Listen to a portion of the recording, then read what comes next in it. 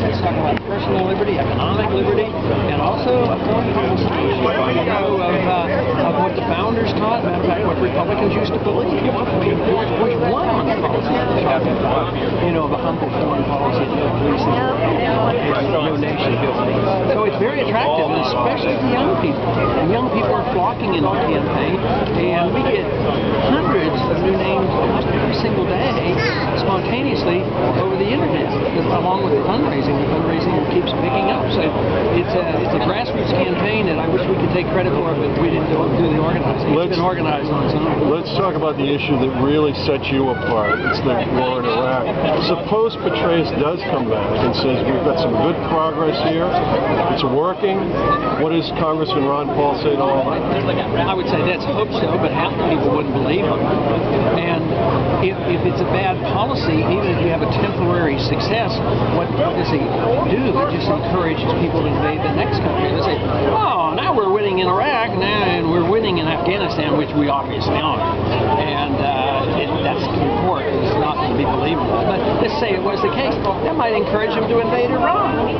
I mean, one success on doing something immorally and unconstitutionally doesn't justify it because they're liable to do it again. And I say this country should never go to war unless it's a declared war and the people are behind it and you fight all out and you win it.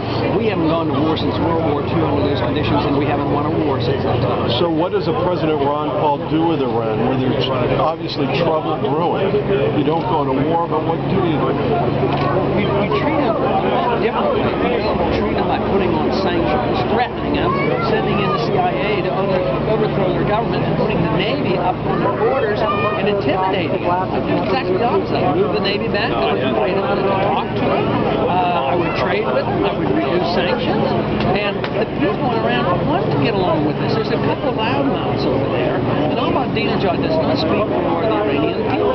But once we go in there, well, how would the American people react if somebody came in our country to try to overthrow our president? I mean, we would all rally together. Everybody would. We'd resent it. So what we do, our policy undermines the effort to get rid of the bad guys in the government over there. So a changed foreign policy would change the tone of the whole world. It would be a tone of peace, and it would be that of negotiations. It would be that of trade. This is what America is all about, and this is what the founders talked about. Congressman, my listeners are very interested in what you might do about Wall Street. We've had some tumultuous times lately. People are scared. There's a real crisis in the subprime market. It seems to be spreading now. What are your thoughts about that? Where do you go first in the White House? Well, first you have to understand